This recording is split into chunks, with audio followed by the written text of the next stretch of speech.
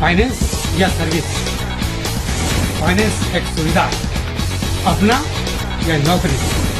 Subsidy आपका सहयोग, आप बढ़ेंगे देश बढ़ेगा। कोई भी समस्या है फाइनेंस से संबंधित, मैं आपके साथ, कंसल्टेंट आपके साथ, MSME हो या लघु उद्योग हो या लिमिटेड हो, हम आपके साथ। आपकी हर समस्या का हल संयम फाइनेंस सर्विसेज।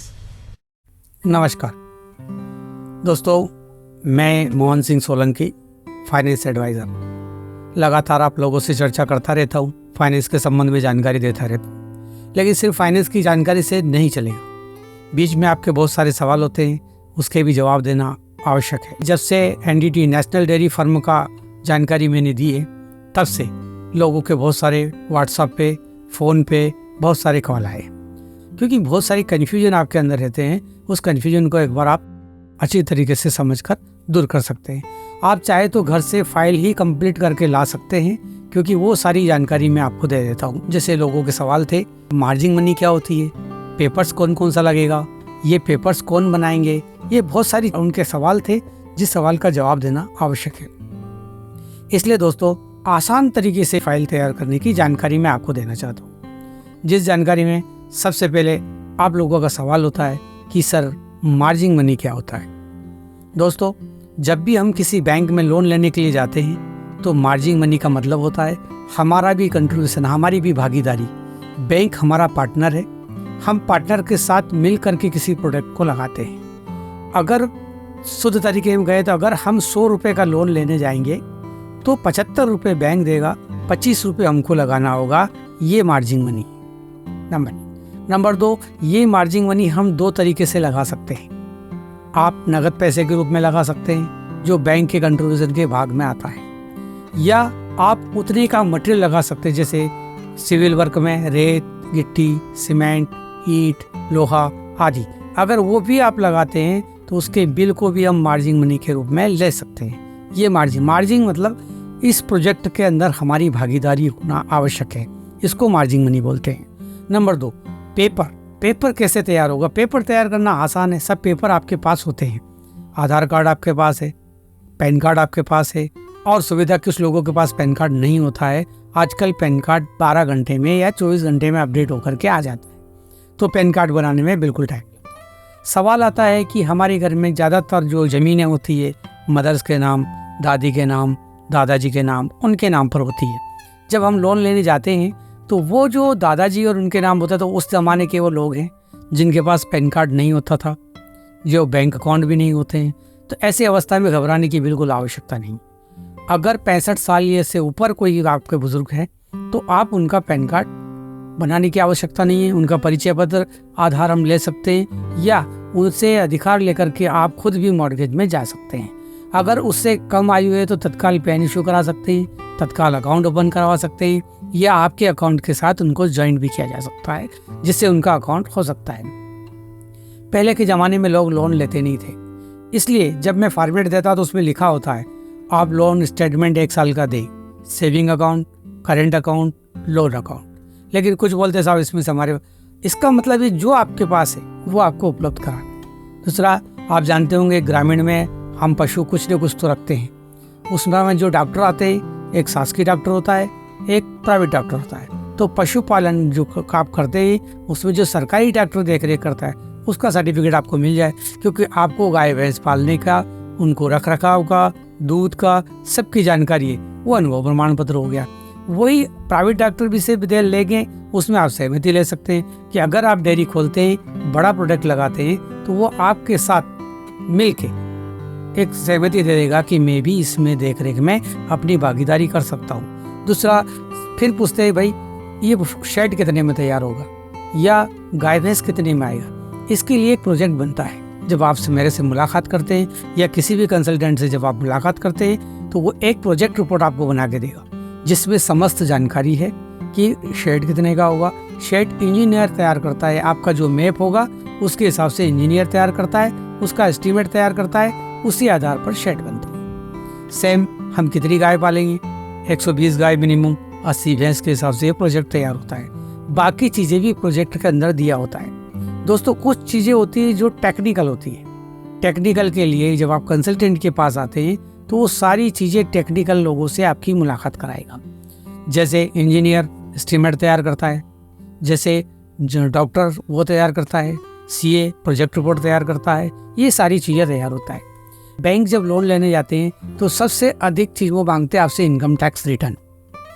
जैसे मैंने पिछली बार भी कहा था, इनकम टैक्स विशेष कुछ नहीं। इनकम टैक्स मतलब होता है इनकम आपकी कितनी है, सब में टैक्स लगे ऐसा ज़रूरी नहीं है। इनकम टैक्स जैसे आप खेती करते हैं, खेती के ऊपर इनकम टैक्स नहीं लगता है, लेकिन आप ये नहीं कह सकते कि आपकी खेती कितने रुपए की हुई, इस साल कितने की कमाई हुई, ये कैसे हुई, ये आप नहीं कह सकते। इस वजह से आपको इनकम टैक्स अगर रिटर्न फाइल कर देंगे तो बैंक उसको देख लेता है। अगर किसी के पास इनकम टैक्स रिटर्न नहीं तो हम उसको तत्काल भी फाइल कर सकते हैं। उसमें हम जैसे आप दूध बेचते हैं उसकी कमाई ले सकते हैं, ट्रांसपोर्टेशन ट्रैक्टर ट्रॉली अगर किराए पे चलाते हैं उसकी इनकम हम ले सकते हैं, अदर्स कुछ करते हैं आप उनकी इनकम भी ले सकते हैं, अगर पार्ट टाइम कोई बिजनेस कर रहे हैं उसकी इनकम पे इसमें इंक्लूड हो जाता है, इसको इनकम टैक्स बोलते हैं। इसके अलावा बैंक आपसे बर्थ सर्टिफिकेट मांगता है कि आपका नेटवर्थ क्या है। नेटवर्थ मीन्स आपके नाम पर क्या क्या प्रॉपर्टी है, क्या क्या इस खेती के अलावा आप करते हैं, और आपने लोन क्या क्या ले रखा है। तो आज की डेट में आपकी एलिजिबिलिटी मतलब आपकी पास आपकी वैल्यू कितनी है, इसको बोलते हैं worth certificate, net worth certificate. वो सीए चार्टर्ड अकाउंटेंट बनाता है। अगर वो आप नहीं बना सकते तो आप जिस कंसल्टेंट को हायर करेंगे वो इसमें आपकी मदद करेगा। एक सर्टिफिकेट और बैंक मांगता है, वो होता है कि अगर आपके पास मार्जिन मनी नहीं है तो आप मार्जिन मनी का सोर्स ऑफ क्या है, कि भाई बैंक ने 75 रुपये दे दिए, 75% दे दिया, 25% आप कहाँ से लाएंगे। उसके लिए भी आपसे एक सर्टिफिकेट मांगता है। सर्टिफिकेट मीन्स एक सबूत मांगता है। इसके लिए आप आसानी से किसी भी चार्टर्ड अकाउंटेंट से बना सकते हैं, जिसमें आप बता देंगे मेरी पर ईयर की इनकम इतनी है, पर मंथ की इनकम इतनी है, इतना पैसा मेरे अकाउंट में है, इतने रुपए का मैं काम कर चुका हूँ, इतना सामान मेरे पास है, तो इस हिसाब से मैं बैंक की मार्जिन मनी पुट अप करूँगा। ये एक मार्जिन का सोर्स हो गया। दोस्तों दूसरी एक और चीज़ है कि अब जब भी आप कंसल्टेंट से संपर्क करें, बाकायदा एक डायरी एक पेन साथ में रखिए, क्योंकि कंसल्टेंट आपको फीस चार्ज करता है। जब आपकी मीटिंग हो तो उसमें पूरी चीज़ें आसानी से आप लिख सकते हैं और वो एक एक चीज़ को आप टैली कर सकते हैं। दूसरी चीज़ आप पूछते हैं इसमें खर्च कितना आएगा। कुछ खर्चे ऐसे होते हैं जो आपको नहीं बताया जा सकता, कुछ खर्चे ऐसे होते हैं जो आपको बताया जा सकता है। तो नहीं होते हैं वो गुप्त होते हैं। जैसे आप मेरे पास मिलने आए, आपको खर्चा पता नहीं, फोटोकॉपी कराया, आपको खर्चा पता नहीं। ऐसे और भी कुछ चीज़ें होती है जो आप जानते हैं कि कुछ चीज़ें लेन देन से भी होती हैं, कुछ पेपर्स ऐसे भी पैदा होते हैं जिन खर्चों को हम एक टेलीविज़न के माध्यम से या वैसे आपको नहीं बता सकते, लेकिन वो कुछ खर्चे हैं। लेकिन कुछ खर्चे ऐसे जो मैं आपको बता सकता हूँ। जैसे आप कंसल्टेंट के पास आए, कंसल्टेंट चार्ज आपका लगेगा। सेकंड, प्रोजेक्ट रिपोर्ट का चार्ज आपको लगेगा। प्रोजेक्ट रिपोर्ट का चार्ज मिनिमम 5,000, अधिकतम 25,000 के आसपास हो जाता है। दूसरा, उसके बाद आर्किटेक्ट का चार्ज लगेगा। वो नक्शा घर बनाता है, एस्टीमेट बनाता है, वो भी 5,000 से लेकर 25,000 रुपये तक, जैसा हमारा वर्क होगा उस हिसाब से उसका खर्चा भी कंपलसरी है। एनडीडी नेशनल डेयरी फार्म में जब हम जाते हैं तो भारत सरकार के भी एक चार्ज होता है। जब हम फाइल बुटअप करते हैं 20,000, 20,000 रुपये हमारा वहाँ भी एक रसीद कटती है ऑनलाइन। आजकल रसीद की जगह ऑनलाइन जमा हो जाता है। इसके अलावा जब सेंक्शन होता है 1 लाख रुपए की हमको एफडी भी करनी होती है, जो एफडी फाइनेंस के बाद रिफंडेबल है। 20,000 रिफंडेबल नहीं है, पेपर खर्च रिफंडेबल नहीं है, पर ये आपके रिफंडेबल है। इसके अलावा बैंक में भी खर्च लगता है। बैंक में जो खर्च लगता है उसको आप आसानी से समझ सकते हैं। जैसे आपने जो पेपर दिया उसकी जांच वकील करता है, जिसको बोलते हैं लीगल सर्च रिपोर्ट। आपकी प्रॉपर्टी की सर्च करना, आपकी प्रॉपर्टी सही थी नहीं थी, ये आपके नाम पर कब आई, कितने साल से, डाइवर्शन ठीक हुआ कि नहीं हुआ। एडवोकेट उसको पूरी तरीके से चेक करता है, उसकी फीस लगती है। उसकी फीस पर सर्च मिनिमम 3,000, अधिकतम 6,000। ये उसकी सर्च की पूरी कास्ट है। कास्ट क्यों बढ़ती है? क्योंकि जैसे सर्टिफाइड कॉपी निकालना है, खसरा निकालना है, या दूर है तो उसका ट्रांसपोर्टेशन चार्ज लगना है, इसको हम प्लस किया जा सकता है। इसलिए ज़्यादा होती है या मिनिमम कम भी होती है, दोनों बातें। अगर पेपर्स ज़्यादातर आपको जानकारी है तो सर्च का चार्जेस कम भी लगता है। दूसरा खर्च में बैंक आता होता है वैल्यूएशन।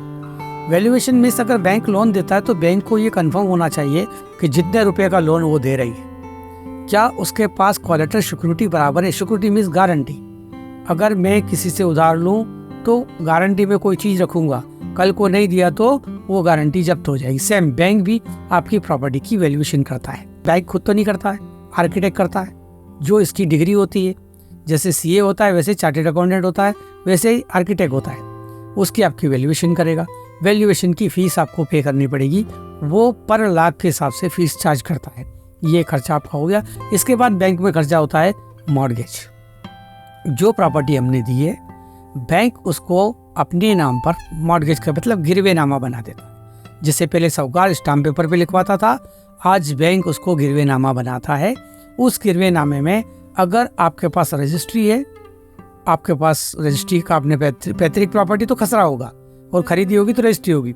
जिसमें आपके पास रजिस्ट्री है तो एमएसएमई के आधार पर भारत सरकार ने उसमें छूट दिया है, तो छूट खाली 25 पैसा पर % लगेगा। और अगर रजिस्ट्री नहीं है तो आपको 2 रुपये 2% लगेगा, वो ज़्यादा कास्ट आएगा, क्योंकि फिर वो रजिस्टर्ड मॉर्गेज होगा। एक तरीके से डीड बनेगी, रजिस्ट्री टाइप की बनेगी, तो वो फिर भारत सरकार अपने, क्योंकि खसरा खतौनी एक्स को हम डायरेक्ट मॉर्गेज नहीं कर सकते, वैसे इसलिए में 2% के आसपास कर जाएगा। अगर आपके पास रजिस्ट्री है तो आपका पैसा लगेगा एमएसएमई के अनुसार, सर्टिफिकेट के अनुसार 25%, 0.25%। अब आप पूछेंगे एमएसएमई क्या है? तो एमएसएमई जैसे में जब भी आप प्रोजेक्ट तैयार करते हैं तो उसमें सबसे पहले नामकरण होता है। आप डेयरी का नाम क्या रखेंगे? तो आप बोलने से तो नहीं होगा, इसके लिए एक रजिस्ट्रेशन होता है जिसको बोलते हैं गुमास्ता रजिस्ट्रेशन। उसके बाद उसका एक, जैसे आपका आधार कार्ड है, उसका एक आधार कार्ड बनेगा, उस गुमास्ते का एक आधार कार्ड बनेगा। उस आधार कार्ड को ही हम एमएसएमई कहते हैं। मतलब मिडिल उद्योग जो होता है वो एमएसएमई, छोटा उद्योग, उसको एमएसएमई कहते हैं। दूसरा, ये जो डेयरी प्रोडक्ट है ये सामान्य डेयरी नहीं है, ये एक तरीके से लघु उद्योग है। इसमें बड़े रूप में काम होता है। अब इसके अलावा जो बैंक में एक नॉमिनल प्रोसेसिंग फीस है वो आपको देनी पड़ेगी 0.25 पैसा। इसके बाद कुछ टिकट्स लगते हैं, शपथ पत्र लगता है, अकाउंट्स ओपन होता है, ये छोटे छोटे खर्चे होते हैं। लगभग प्रोजेक्ट का 1% कास्ट इसमें खर्चा हो जाता है जो आपको बैंक को देना पड़ता है। इसके अलावा ये भी पूछते हैं कि आप लोगों का जो सवाल होता है कि सर ये जो खर्चे पहले लगेंगे, यस ये खर्चे पहले लगते हैं। आप बैंक को सिक्योर करेंगे, बैंक किरायानामा बना, आपसे मॉर्गेज नामा बना लेगा, उसके बाद ही पेमेंट रिलीज करता है। फिर आपका सवाल होता है साहब किस्त कितनी आएगी?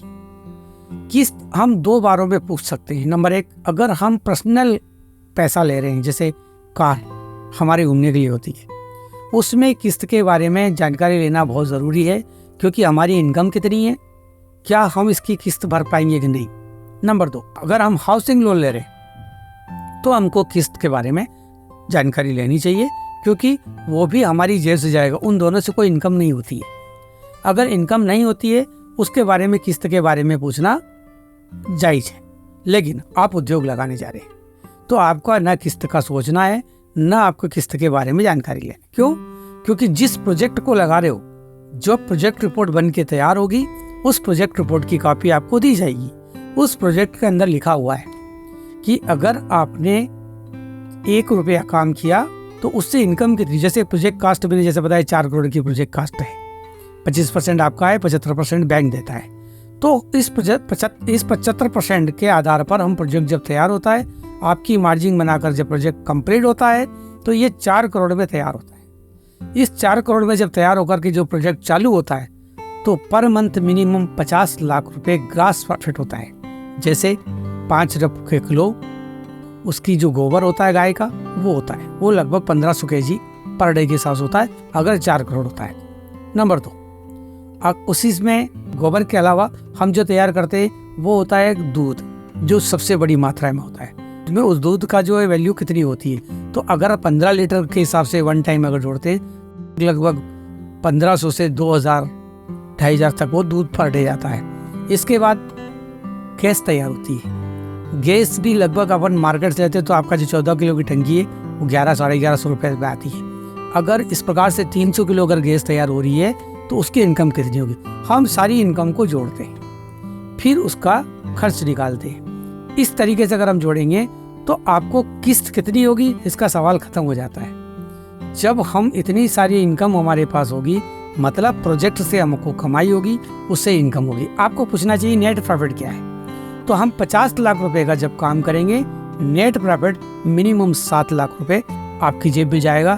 बैंक की गायों का खर्चा, नौकर का खर्चा, सारे खर्चे कटने के बाद 5 से 7 लाख रुपए आपकी जेब में नेट प्रॉफिट के रूप में जाएगा। ये प्रॉफिट मिनिमम 3 साल में जाकर के डबल हो जाता है। जैसे आपकी गाय थी, उसके बछड़े हैं, वो सब बड़े हो जाते हैं, तो बछड़े पर भी आपको इनकम होगी अगर आप डायरेक्ट बछड़े बेचते हैं, और नहीं तो वो बछड़े फिर दूध देने के योग्य हो जाता है, तो डेयरी डबल हो जाती है। दूसरा, बैंक की किस्त खत्म हो जाती है, तो जो प्रॉफिट आपका 7 लाख था वो प्रॉफिट सीधा 15 लाख के आसपास पहुंच जाता है, तो नेट प्रॉफिट बहुत ज़्यादा हो जाता है।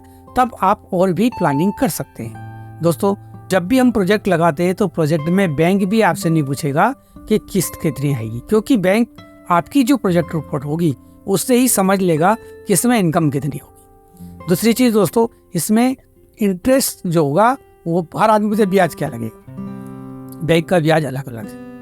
बैंक खुद तय नहीं करता, आरबीआई तय करता है, उस हिसाब से ब्याज घटता और बढ़ता है। सेम आपका दूध का रेट घटेगा बढ़ेगा, गोबर का रेट बढ़ेगा घटेगा। इस वजह से उसमें इतना दिमाग लगाने की आवश्यकता नहीं है, क्योंकि इसकी जो इनकम होती है वो प्रोजेक्ट अपने आप में इनकम देता है, इसलिए बिल्कुल चिंता करने की जरूरत नहीं।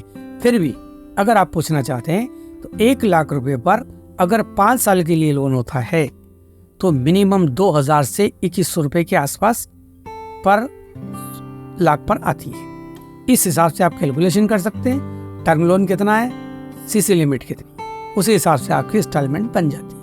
अगर 7 साल के लिए हुआ तो 1800 रुपये, और समय अगर बढ़ता है तो वैल्यू कम होती जाती है। सवाल ये भी आपका आया था कि साहब ये तो फिर डबल हो जाता है।